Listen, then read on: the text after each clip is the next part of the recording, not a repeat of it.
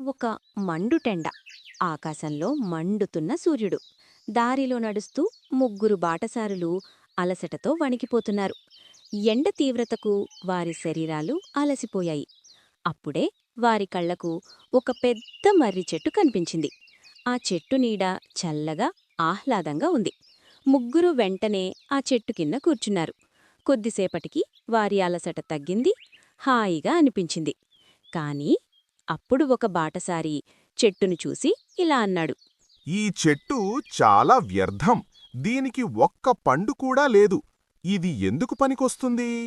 రెండవవాడు కూడా అతనితో కలిసి ఇలా అన్నాడు. అవును, దీని కలప కూడా బలంగా ఉండదు. ఇల్లు కట్టుకోవడానికి పనికిరాదు. అని అన్నాడు. ఆ మాటలు విన్న చెట్టు గంభీరంగా పలికింది. మిత్రులారా, ఇప్పుడే నా నీడలో కూర్చుని మీ అలసట తీర్చుకున్నారు.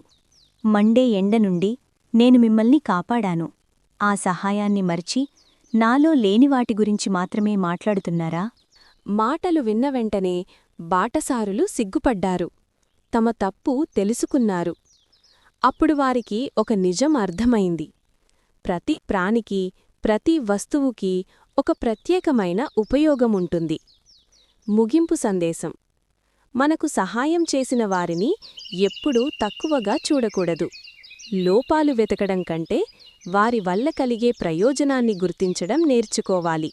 ఇదే కృతజ్ఞత యొక్క నిజమైన అర్థం.